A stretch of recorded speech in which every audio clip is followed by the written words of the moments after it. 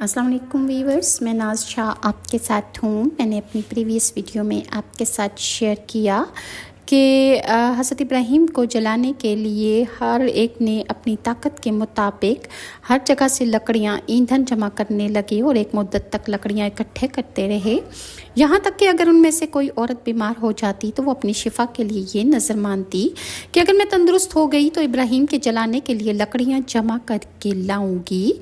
फिर उन्होंने एक बहुत बड़ा गड़ा तैयार किया और इसमें वो जमा शुदा ईंधन डाल दिया और आग लगा दी। आग भड़क उठी और इसके शोले शरारे बुलंद होने लगे। इतनी बड़ी आग कभी किसी ने नहीं देखी थी। फिर उन्होंने हज़रत इब्राहीम को एक मंजनीक में बिठाया। इसको बनाने वाले हेज़न नामी एक आदमी था और ये वो पहला शख्स था कि इसको अल्लाह ताला ने ज़मीन में धंसा दिया और क़यामत के दिन तक ये शख्स ज़मीन में धंसता चला जाएगा। फिर वो लोग हज़रत इब्राहीम अलैहिस्सलाम को मंजनीक में मजबूती से बांध रहे थे और इब्राहीम अलैहिस्सलाम की ज़ुबान पर ये कलमा जारी था, ला इलाहा इल्लल अंता सुब्हानका रब्बुल आलमीन लकल हम्दु व लकल मुल्कु ला शरीक लक। तेरे सिवा कोई इबादत के लायक नहीं, ए अल्लाह तो पाक है। ए जहानों के रब, तेरे लिए ही सब तारीफ़ें हैं। बादशाही तेरे लिए है, इसमें तेरा कोई शरीक नहीं। और जब कौम ने इब्राहीम अलैहिस्सलाम को बांध कर मंजनीक के पलड़े में रख कर आग में फेंक दिया तो आपने फरमाया, हस्बुनल्लाह व निअमल वकील, हमें अल्लाह ही काफ़ी है और वो अच्छा कारसाज है।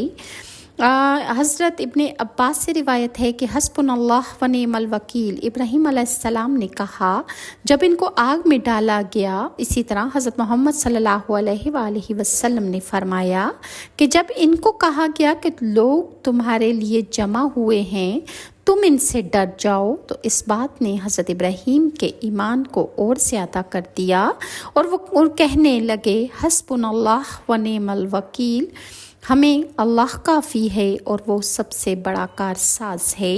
बस वो अल्लाह की नेमत और फजल के साथ लौटे और इनको कुछ भी तकलीफ़ ना हुई।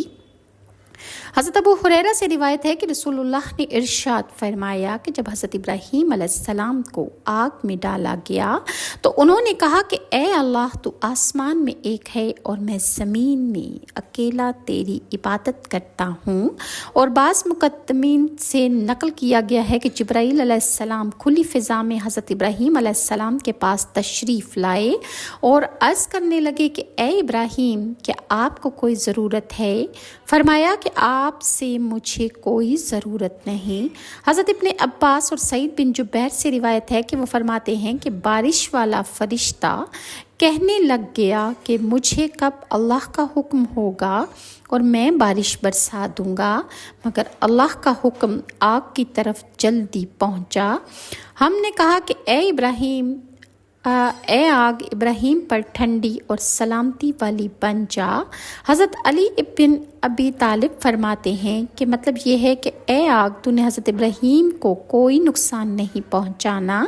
हज़रत इब्ने अब्बास और अबुल आलिया फरमाते हैं कि अगर अल्लाह ताला ना फरमाते तो आग की ठंडक इब्राहीम को तकलीफ़ पहुंचाती। हज़रत काब एहबार फरमाते हैं कि उस दिन लोगों ने आग से कोई फ़ायदा ना उठाया और आग ने इब्राहीम अलैहिस्सलाम की सिर्फ रस्सियाँ ही जलाईं। हज़रत ज़ुहाक फरमाते हैं कि हज़रत जिब्राईल अलैहिस्सलाम हज़रत इब्राहीम अलैहिस्सलाम के साथ थे और वो आपका पसीना साफ़ करते रहे। इसके अलावा हज़रत इब्राहीम अलैहिस्सलाम को कोई तकलीफ़ दे चीज़ लाहक न हुई। सिद्दी ने फरमाया है कि आपके साथ साए का निगरान फरिश्ता भी मौजूद था। आप एक सरसब्ज़ व शादाब बाग में थे और आपके इर्द गिर्द लोग इनको देख रहे थे और इन तक पहुंच नहीं सकते थे और ना ही इब्राहीम अलैहिस्सलाम वहां से निकलकर लोगों के पास आ सकते थे।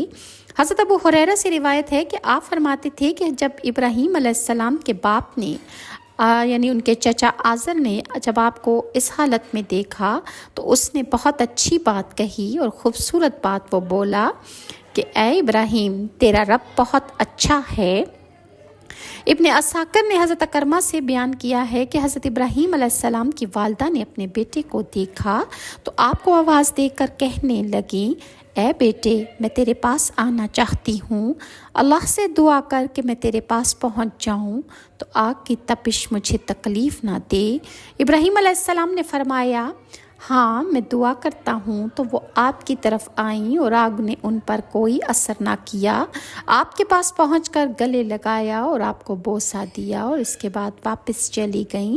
منہال بن عمرو بیان کرتے ہیں کہ حضرت ابراہیم علیہ السلام آگ میں 40 یا 50 دن رہے اور آپ نے فرمایا کہ آگ والے دنوں اور راتوں سے اچھی زندگی میں نے کبھی نہیں گزاری، اور میری تو خواہش ہے کہ میری ساری زندگی اسی طرح گزر جائے۔ اور خلاصہ یہ کہ انہوں نے حضرت ابراہیم سے انتقام لینا چاہا مگر ذلیل و رسوا ہوئے، اور انہوں نے اپنے آپ کو بلند کرنا چاہا لیکن وہ رسوا اور پست ہوئے، غالب آنا چاہا تو مغلوب ہو گئے۔ اور اللہ تعالیٰ نے اس کے بارے میں سورہ انبیاء کی آیت نمبر 70 میں ارشاد فرمایا، اور انہوں نے اس کے ساتھ چال چلی مگر ہم نے ان کو ناکام کر دیا۔ اور دوسری جگہ ارشاد فرمایا ہم نے ان کو نیچا کر دیا۔ یہ ذلت و رسوائی تو ان کو دنیا میں ملی اور آخرت میں آگ ان پر سلامتی والی اور ٹھنڈک والی نہیں ہوگی، اور نہ ہی ان کو امن و سلامتی کا تحفہ پیش کیا جائے گا۔ حضرت ام شریک سے مروی ہے کہ رسول اللہ نے چھپکلی کو قتل کرنے کا حکم دیا اور فرمایا کہ وہ آگ تیز کرنے کے لیے ابراہیم پر پھونکے مارتی تھی، یعنی وہ آگ پر پھونکے مار رہی تھی کہ آگ تیز ہو جائے۔ اسی طرح حضرت عائشہ ام المومنین سے روایت ہے کہ رسول اللہ نے فرمایا کہ چھپکلی کو قتل کر ڈالو، کیونکہ وہ ابراہیم علیہ السلام پر جلائی ہوئی آگ پر پھونکے مارتی تھی، اور حضرت عائشہ جب اسے دیکھتی تھیں تو اسے مار ڈالا کرتی تھیں۔ اسی طرح ایک روایت میں ہے کہ حضرت ام المومنین عائشہ صدیقہ کے پاس ایک عورت آئی تو اس نے ایک نیزہ کھڑا کیا ہوا دیکھا، تو اس نے پوچھا کہ یہ کیوں کھڑا کیا ہے، اس کے ساتھ آپ کیا کام کرتی ہیں؟ تو حضرت عائشہ نے جواب دیا کہ میں اس سے چھپکلیاں مارتی ہوں، کیونکہ حضرت ابراہیم علیہ السلام کو آگ میں جب ڈالا گیا تو زمین کے تمام جانور اس آگ کو اپنی حسب کوشش بجھانے کی کوشش میں تھے، لیکن چھپکلی اس کو آگ کو تیز کرنے کے لیے پھونکے مار رہی تھی۔ اس حدیث کو ابن ماجہ اور ابن ابی شیبہ نے بھی روایت کیا ہے۔ اور اسی طرح سمامہ بن مغیرہ بیان کرتی ہیں کہ میں حضرت عائشہ کے پاس حاضر ہوئی تو میں نے آپ کے گھر میں ایک نیزہ رکھا ہوا دیکھا۔ میں نے عرض کیا کہ اے ام المومنین آپ اس کے ساتھ کیا کام کرتی ہیں؟ تو انہوں نے فرمایا کہ یہ چھپکلیوں کے لیے ہے، میں اس کے ساتھ چھپکلیوں کو مارتی ہوں۔ اور اسی طرح رسول اللہ کا بیان ہے کہ جب حضرت ابراہیم کو آگ میں ڈالا گیا تو تمام جانور اور حشرات الارض آگ کو بجھاتے رہے مگر چھپکلی اس میں پھونکے مارتی تھی، تو اللہ کے رسول نے ہمیں اس کو قتل کرنے کا حکم دیا۔ مسند احمد ابن ماجہ میں یہ حدیث روایت ہے۔ آگ سے نکلنے کے بعد حضرت ابراہیم علیہ السلام نے نمرود مردود کو اللہ کی طرف بلایا، لیکن وہ حکومت کے چلے جانے کی وجہ سے اور اس خوف سے اس نے اسلام قبول نہ کیا، لہٰذا آتش کدہ سے باہر نکلنے کے بعد حضرت ابراہیم علیہ السلام خزائن کی طرف تشریف لے گئے۔ وہاں پر ایک شہزادی تھی کہ جس کا یہ کہنا تھا کہ وہ اپنی پسند کی شادی کرے گی، لہٰذا لوگ روز تیار ہو کر جاتے لیکن وہ شہزادی کسی کو نہ پسند کرتی۔ حضرت ابراہیم علیہ السلام نے جب یہ بات سنی تو آپ بھی ایک میدان میں جا کر ایک کونے میں چھپ کر بیٹھ گئے۔ وہ شہزادی نقاب کیے ہوئے باہر آئی اور وہ سیدھی حضرت ابراہیم علیہ السلام کے پاس جا کر کھڑی ہو گئی اور اس نے حضرت ابراہیم علیہ السلام کو پسند کر لیا۔ اس کی وجہ یہ تھی کہ ایک نور حضرت ابراہیم کی پیشانی پر چمکتا تھا اور وہ نور حضرت محمد صلی اللہ علیہ وآلہ وسلم کا نور تھا۔ وہ شہزادی حضرت ابراہیم کو دیکھ کر ان کے حسن و جمال پر عاشق اور فدا ہو گئی۔ حضرت ابراہیم کی گود میں اس نے اپنا ایک تہرنج زری ڈال دیا اور خود درخت پر جا بیٹھی۔ اس کے بعد بادشاہ وقت کے لوگ حضرت ابراہیم کو بادشاہ کے پاس لے گئے اور بادشاہ نے شاہانہ انداز میں حضرت ابراہیم کی شادی اپنی بیٹی حضرت سارہ سے کر دی اور سارے شہر میں خوشی و خرمی تھی۔ اور بعض روایتوں میں یہ بھی ہے کہ حضرت سائرہ اور حضرت حوا دنیا کی خوبصورت ترین عورتوں میں ان کا شمار تھا کہ ان جیسی خوبصورت دنیا میں کوئی عورت موجود ہی نہیں۔ اور اس کے بعد حضرت ابراہیم علیہ السلام کو اللہ کا حکم ہوا کہ وہ دوسرے ملک کی طرف ہجرت کر جائیں، تو ان کی بیوی حضرت سارہ نے کہا کہ میں بھی آپ کے ساتھ چلوں گی، لہٰذا ان کے باپ نے بادشاہ جو تھے انہوں نے ان کو جانے کی اجازت دے دی۔ تب حضرت ابراہیم علیہ السلام سائرہ خاتون کو لے کر شہر سے نکلے اور اللہ تعالیٰ کا حکم بھی یہی تھا۔ راستے میں کچھ لوگوں نے کہا کہ اے حضرت ابراہیم، مصر کا بادشاہ بڑا ظالم ہے اور وہ عورتوں کی خواہش بھی بہت رکھتا ہے، اور بالخصوص نئی نویلی دلہنوں کا تو وہ بہت زیادہ شوقین ہے، اور بہت جلد دلہنوں کی طرف مائل ہو جاتا ہے، اور وہ بدکار بھی ہے۔ اور اس نے راستے میں 10 آدمی متعین کر رکھے ہیں جو کوئی مال و اسباب مصر سے لے کر جاتا ہے تو وہ اس کا پکڑ کر اس سے مال کا محصول بھی لیتے ہیں، اور اگر کوئی سوداگر اپنی بیوی کے ساتھ جاتا ہے تو وہ اس کی بیوی کو چھین لیتا ہے۔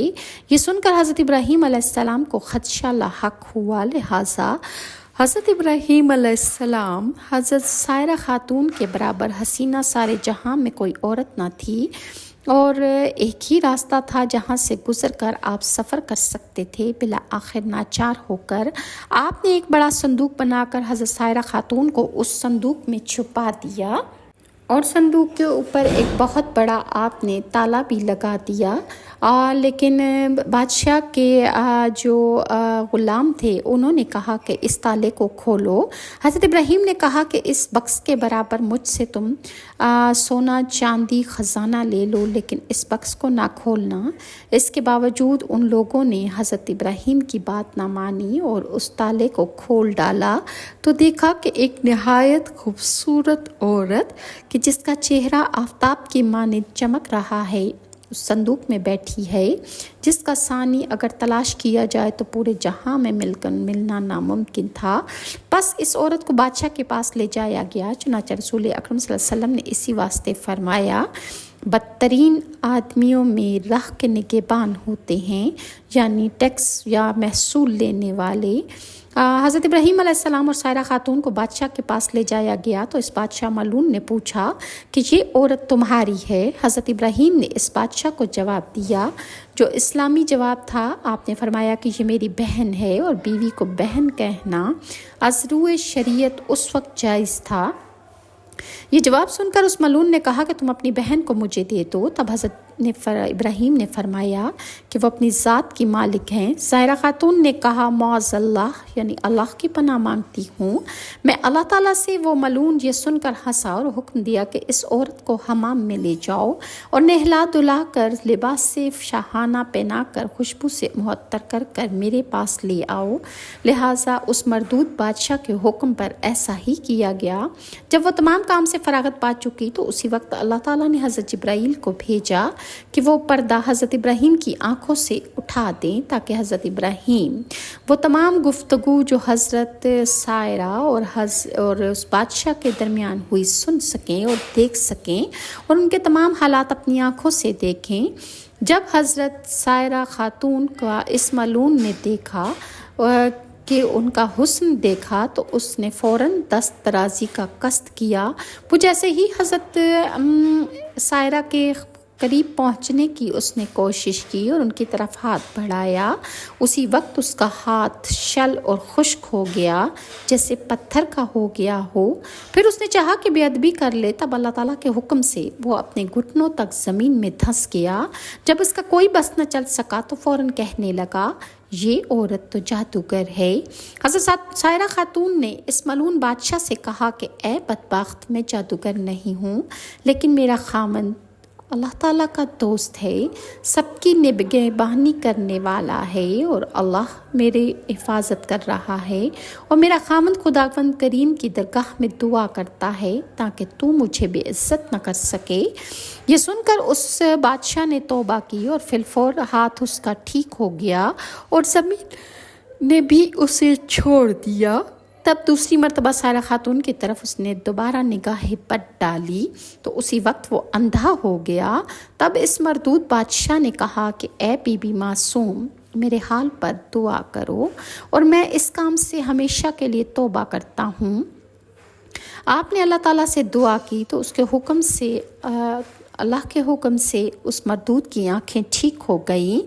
پھر جب حالات ٹھیک ہو گئے تو اس مردود بادشاہ پر شیطانی غلبہ پھر چھا گیا اور اس نے وعدہ توڑ کر دوبارہ عہد شکنی کر کے حضرت سائرہ خاتون کی طرف اپنا ہاتھ بڑھایا تو اسی وقت اس کا ہاتھ خشک اور شل ہو گیا، اس کی آنکھیں جاتی رہیں، یعنی وہ اندھا ہو گیا۔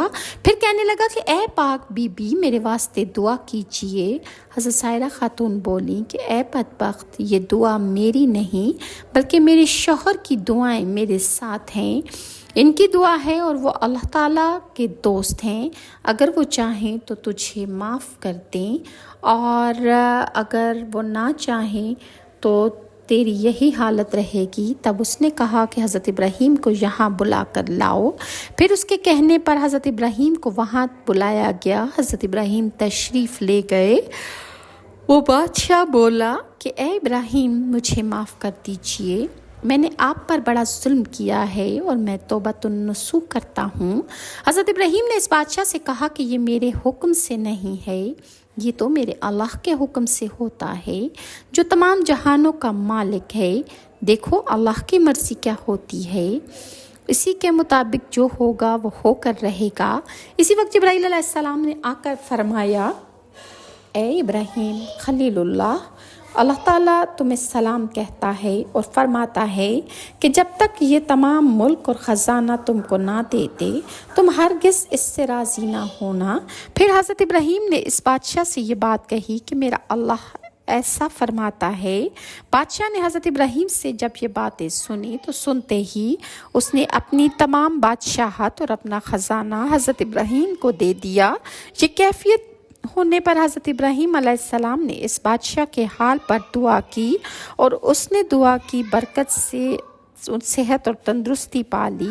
روایت میں ہے کہ حضرت ابراہیم نے اس مملکت کے 2 حصے کر کے آدھا حصہ جو جانب کنعان کے تھا آپ نے رکھ لیا اور باقی حصہ جو بچا اس بادشاہ کو واپس کر دیا۔ اس بادشاہ کی ایک انتہائی خوبصورت حسین ترین بیٹی بھی تھی، لہٰذا اس نے اپنی بیٹی حضرت سائرہ خاتون کے پاس لا کر کہا کہ اے نیک بخت بی بی، میں نے تمہاری بے حرمتی کی کوشش کی اور میں نے تم کو دیکھ کر اندیشہ بد کیا، بس تمہارے معافی کے شکرانے میں یہ بی بی ہاجرہ کو میں تمہیں دیتا ہوں، اور جو گناہ تقصیریں یا بھول چوک مجھ سے ہوئی تم مجھے معاف کر دو۔ بس حضرت سائرہ خاتون اور بی بی ہاجرہ کو لے کر حضرت ابراہیم کنعان تشریف لے گئے۔ راستے میں حضرت سائرہ خاتون اپنے حال جو بادشاہ کے یہاں گزرا تھا وہ بیان کرنے لگیں تو حضرت ابراہیم نے فرمایا، اے سائرہ خاتون تم خاطر جمع رکھو، اب کچھ اندیشہ مت کرو، اللہ تعالیٰ اپنے فضل و کرم سے ہماری آنکھوں کے سامنے سے وہ غیب کا پردہ اٹھا دیا، جو باتیں تجھ پر گزری تھیں مجھ پر اللہ نے وہ تمام ظاہر کر دی اور میں دیکھ رہا تھا، اور جو تم کرتی تھی اور کہتی تھی سو وہ بھی میں دیکھتا اور برابر سنتا تھا۔ اس کے بعد سائرہ خاتون نے بی بی ہاجرہ کو حضرت ابراہیم کو خدمت میں دے دیا۔ یہ تھی حضرت ابراہیم علیہ السلام اور حضرت سائرہ خاتون کی تمام واقعات کے جو بادشاہ کے سامنے گزرے۔ اگر ویورز آپ کو میری ویڈیوز اچھی لگتی ہیں تو کائنڈلی لائک اور سبسکرائب ضرور کیجیے۔ نیکسٹ ویڈیو تک کے لیے ناز شاہ کو اجازت دیجیے۔ اللہ حافظ۔